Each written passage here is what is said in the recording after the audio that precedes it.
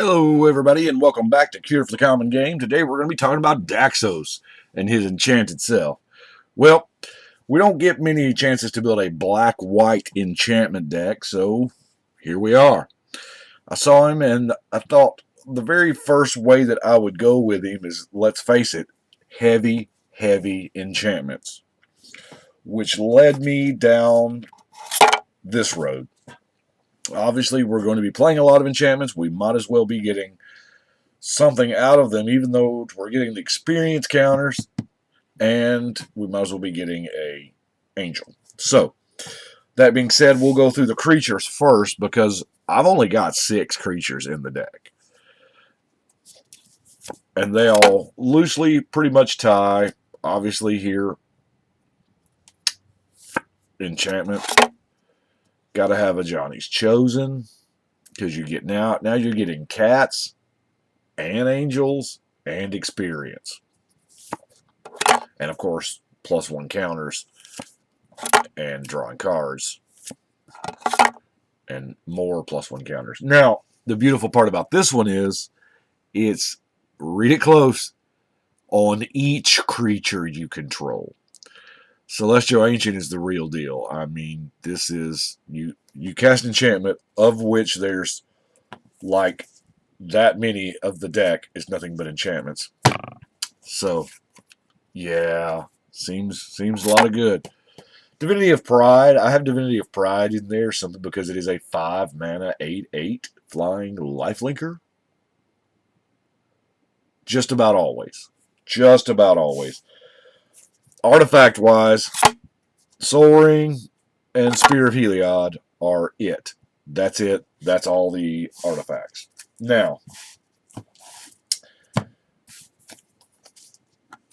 Mortify, because let's face it, we're in Orzhov, so we might as well be playing Mortify. Argivian Find is something that I really, really love. I mainly play it and get back artifacts in most of my decks because, you know, white and equipment and all that jazz. But I found a different home for it here for enchantment-wise. Now, obviously with the sorceries, we're going to have some board wipes in there since we don't have a lot of natural creatures. And, of course, we've got Plea for Guidance. Idyllic Tutor, little too pricey for my blood at the moment. And I think the 1 or 2 that I have are already taken. Yes, I know I need an Idyllic Tutor in here. And Mine Excavation. Here again, same thing. Now let's get to the good stuff. The enchantments. So we have to play like that. Obviously, we have our general out. Mark of Asylum. Mark of Asylum doesn't... It can be the best and worst card at the same time. It's very, very conditional as opposed to the decks that you're playing. Obviously, for like Pestilence decks or anything that runs Blasphemous Act, or it doesn't... It helps against a lot of things, but not everything. You know, combat damage is still going to kill your dudes. Authority of the Consul, though, this is really neat. It makes their creatures tapped. It's an enchantment for you. You're getting a experience, angel, cat, whatever. Oblivion Ring, because, you know, reasons. Knighthood. First Strike's a powerful ability, and I would love to have all my angels and cats have First Strike. I would also love for them to be bigger. Much, much bigger. And, you know, soldiers are a thing, and to give your, you know, to just put out a bunch of tokens, give them haste. We'll go through the rest of the pump enchantments here. Obviously, honor the pure and intangible virtue. This, by all intents, this is a pump enchantment.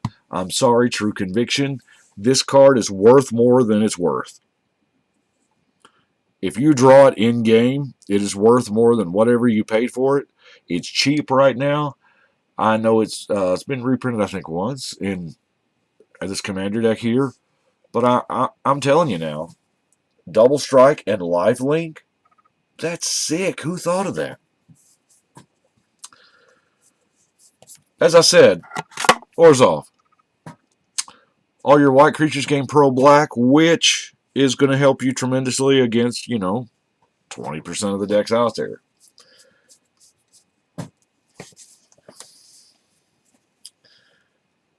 First and foremost, I want to say yes, I am that guy. Circles of Protection I don't normally play with a lot of times, but in this deck that is centered around enchantments, I do. I do. Absolutely. And I use the five colors and the artifact. Didn't really feel I needed the Circle Protection land or the Circle Protection Shadow or Greater Realm. I am playing them. If nothing else, getting a token and a dude off of a useless one. But in a 3 or 4 player game, you're probably going to use most of them. Personal Sanctuary. Here again, I have a couple of pain lands. It's more about getting the dude. Now, Gossamer Chains is beautiful. This is a simply beautiful EDH card. It is a 2-mana enchantment. When you cast it, you're going to get all your cast triggers from your general and your whatever token makers you've got. And then you return it to your hand to produce its effect to essentially fog one creature. So it's back in your hand, so you get the cast trigger over and over and over again. Now, it doesn't even have to be attacking you. Here again, this is a politics card. You can prevent somebody else just to put it back in your hand. Love it. Pursuit of Knowledge, I think we've talked about before. It is really good. You skip 3 cards to draw 7.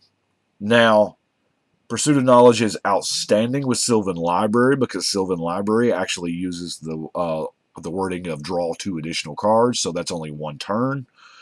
Wow. So you can skip drawing all 3 cards for your Sylvan Library, put 3 counters on it, sack it, and draw 7.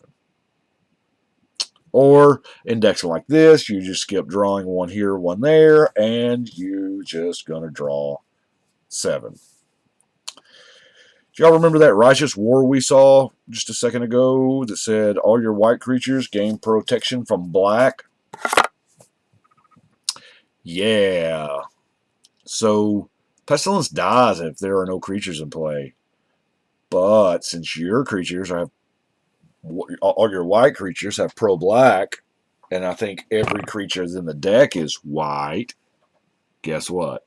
Pestilence lives forever, and 1 mana to ping the world is really neat. It ruins a lot of tokens' days. Elves, not the biggest fan of Pestilence. Anyway, Ethereal Armor, obviously that's an auto include. Brave the Sands is going to pump your team. I mean, block an additional dude and vigilance, so that's really good. Obviously, it's Ghostly Prison. I like the Ivory Mask, simply because, I don't like to be a fireball. Sphere of Safety. Wow. The super propaganda, or the Ghostly Prison, or whatever you want. This is amazing. Number of enchantments you control. The problem is, when Sphere of Safety comes down, that's typically the sign to your opponents, hey, you should probably wipe out all the enchantments right now. However, if they cannot do that, nobody's attacking you. So, it's really, really neat.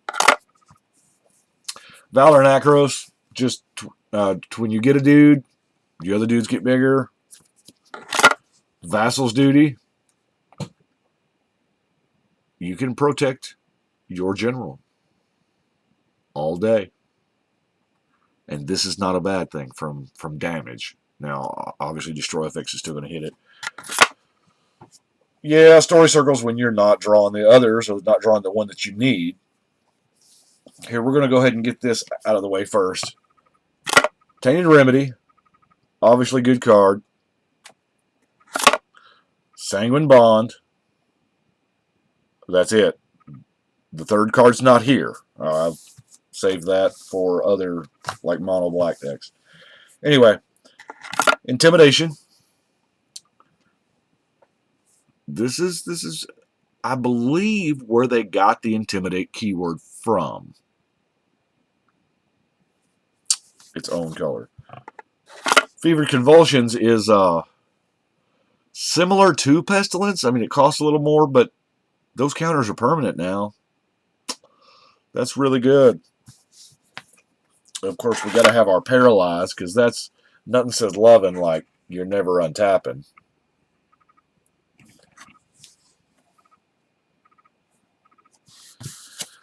Polluted Bonds. That's right. We all have that guy that loves to play a lot of lands, whether it's Azusa or Omnath or whatever. Yes. And even Polluted Bonds is just a card that gives you an upside for just playing the game. It makes your opponents hurt for just playing the game. Love those cards. They're great. Noble Purpose, obviously. Suedo Lifelink.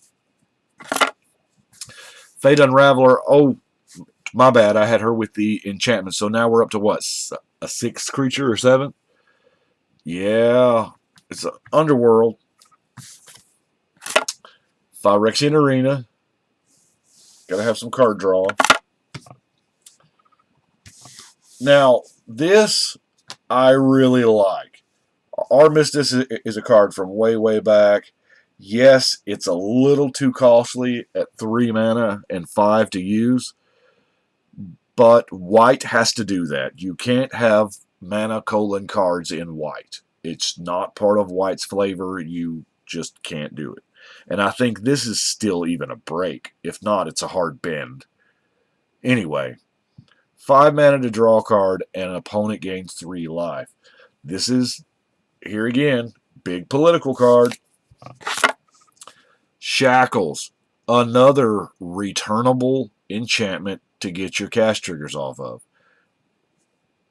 You ever pacified something and then, oh gosh, something better came out? Shackles got you covered. Ruined Halo. I, most of the time, start choosing generals. If there is a general out there that I cannot mess with, sadly, most of the time it's a Chroma or Avacyn or something, you know, huge and angelic-like. But it works. Righteous Aura. Pay 2 life to prevent all damage from one source. Now, here again, this also protects you from generals because it's a life payment. It's not general damage, and you're just going to pay the 2 life to get it to not take the damage. I'll do this even, you know, if it's a 2/2, just to keep from taking the general damage. Well, anyway, that is what I've got for today. We've got our experience counter there. Oh, hey, have y'all noticed something about the experience counter? Look at the number at the bottom. Every one of them I've seen has it. The experience counters are double-sided. It is 0 out of 0. Your experience means nothing. Is that what they're telling us? Anyway, I just thought that was neat. I've never seen a 0 out of 0 card number before. It's like it doesn't exist, and yet it does, because, you know, there it is. Anyway, that's all I got for today. I appreciate y'all watching, and y'all spread the word. But right now, it is time to shuffle and cut.